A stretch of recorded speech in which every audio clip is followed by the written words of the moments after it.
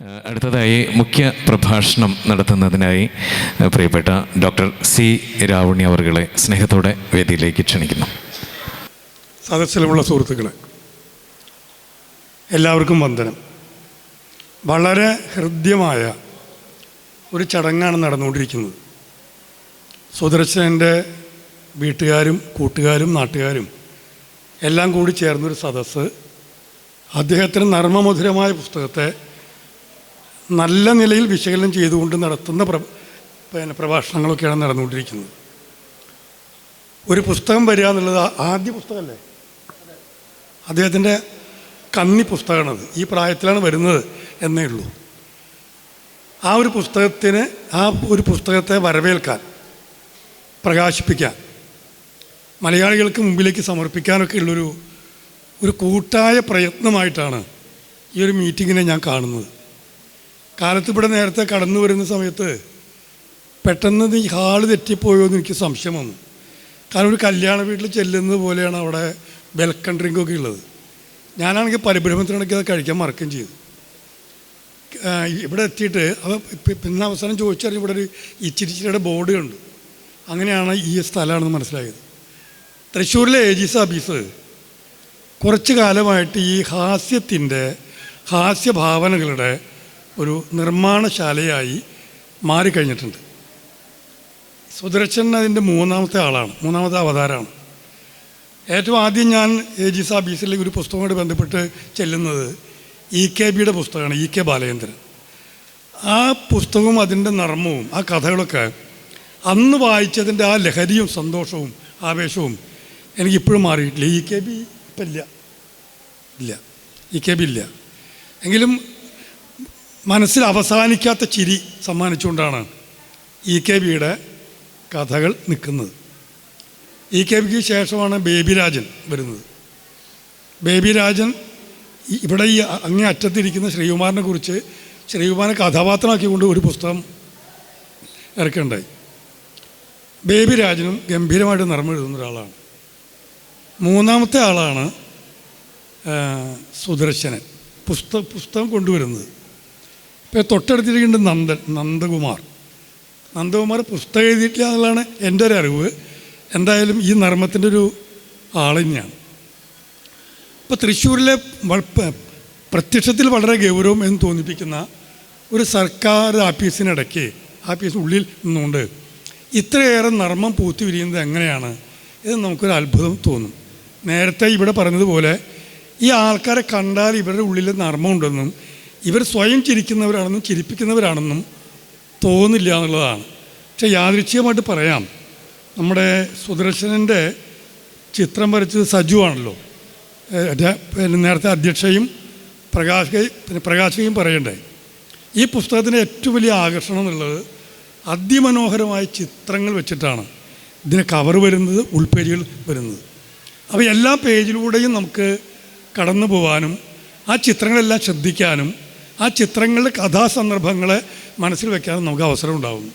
അങ്ങനെ ഏറ്റവും മികച്ച ഇല്ലസ്ട്രേഷൻ ഈ പുസ്തകത്തിനുണ്ട്. ഈ പോസ്റ്റർ നോക്കിയാലും കാണാം.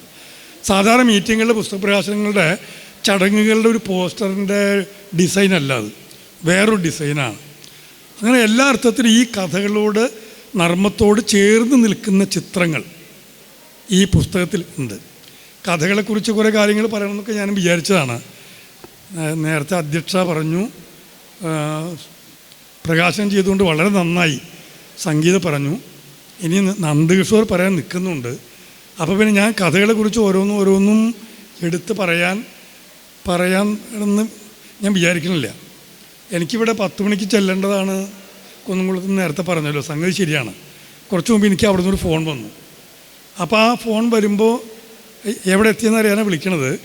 അപ്പോൾ ആ ശബ്ദം കേൾക്കാം, സ്വാഗത പ്രസംഗമാണ്.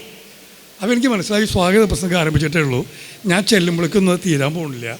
അപ്പോൾ യാതൊരു ടെൻഷനും ഇല്ലാതെയാണ് ഞാൻ ഇരിക്കുന്നത്. ഇനി എത്ര സമയം വേണമെങ്കിലും ഇരിക്കാൻ ഞാൻ തയ്യാറാണ്.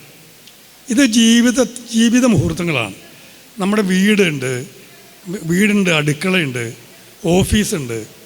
നമ്മൾ വ്യാപരിക്കുന്ന, ഓരോ മനുഷ്യനും വ്യാപരിക്കുന്ന ഒരുപാട് ഇടങ്ങളിലുണ്ടാവുന്ന നർമ്മ മുഹൂർത്തങ്ങളെയാണ് ഈ കൃതിയിൽ അവതരിപ്പിക്കുന്നത്. നർമ്മം എഴുതാനാണ് ഏറ്റവും പ്രയാസം എന്ന് നേരത്തെ സംഗീത പറഞ്ഞു. തീർത്തും ശരിയാണത്.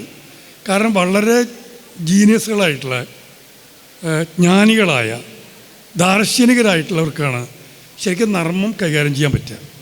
പക്ഷെ നമുക്ക് നർമ്മം അങ്ങനെ നമ്മൾ കൈകാര്യം ചെയ്യുന്നുണ്ട് മാതൃകാപരമായിട്ടൊന്നും എനിക്ക് തോന്നിയിട്ടില്ല. ഇപ്പം സിനിമയിൽ കാണുന്ന നർമ്മം നോക്കുക. എന്താ സിനിമയിലെ നർമ്മം? സിനിമയിലെ നർമ്മം ഒരു കുടവയറുള്ള ഒരാൾ അടൂർ ഭാസി ഓടുന്നു, പെട്ടെന്ന് വീഴുന്നു, വഴിക്ക് വീഴുന്നു, നിലതെറ്റി വീഴുന്നു, കാല് വെക്കുന്നു, വെക്കുന്നിടത്തേക്ക് അല്ല വെക്കുന്നത്, ഇയാൾ വീഴുന്നു. ഇയാൾ വീണത് കാണുമ്പോൾ എല്ലാവരും കൂടി ചിരിക്കുകയാണ്. നമ്മൾ നോക്കുക, ഒരു മനുഷ്യൻ്റെ ജീവിതത്തിൻ്റെ വളരെ വേദന നിറഞ്ഞൊരു മുഹൂർത്തമാണ്. ആ ദുരന്തം സംഭവിക്കുക, അത് കണ്ട് നമ്മൾ ചിരിക്കുകയാണ്. നമ്മുടെ ഉള്ളിലുള്ള ഒരു കഴുകൻ്റെ ചിരിയാണത്. അത് നല്ല മനുഷ്യൻ്റെ ചിരിയല്ല. ഇങ്ങനെ മനുഷ്യൻ തോൽക്കുന്നത് കണ്ട് സിനിമയിൽ സ്ഥിരമായിട്ട് വരുന്ന ഒരു സംഗതി എന്താണ്? ഒരാൾ കല്ലെടുത്ത് അല്ലെങ്കിൽ മൊന്ത എടുത്ത് വേറെ സ്ഥാനത്ത് പിന്നെ അതിലും ലക്ഷ്യം വെച്ചുകൊണ്ട് എറിയുന്ന സമയത്ത് ലക്ഷ്യം വെച്ച ഇയാൾ പെട്ടെന്ന് അവിടെ നിന്ന് മാറും. തൊട്ട് പുറകിൽ വരുന്ന പാവ ഇന്നസെൻ്റ് എൻ്റെ നെഞ്ചത്തേക്കാണ് ഈ സാധനം വന്ന് വീഴുക. ഇയാൾ അയ്യോ അമ്മ എന്ന് വിളിച്ചുകൊണ്ട് ഇയാൾ താഴെ വീഴും. ഇയാൾ താഴെ വീഴുമ്പോൾ നമ്മൾ ചിരിക്കുകയാണ്. എന്താ ചിരിക്കണത്? അതായത് നിരപരാധിയായ ഒരു മനുഷ്യൻ ഒരു അപ്രതീക്ഷിതമായിട്ട് വരുന്നൊരു ആഘാതം കൊണ്ട് താഴെ വീഴുന്ന സമയത്താണ് നമ്മൾ തിയേറ്ററിൽ നിന്ന് എല്ലാവരും ചിരിച്ചുകൊണ്ടിരിക്കുന്നത്. അത്തരം സിനിമകൾ 4, 5, 6 പ്രാവശ്യം കാണാൻ നമുക്ക് യാതൊരു മടിയില്ല. നമ്മൾ പോകുന്നത് ഈ വീഴ്ച കാണാൻ വേണ്ടിയാണ്.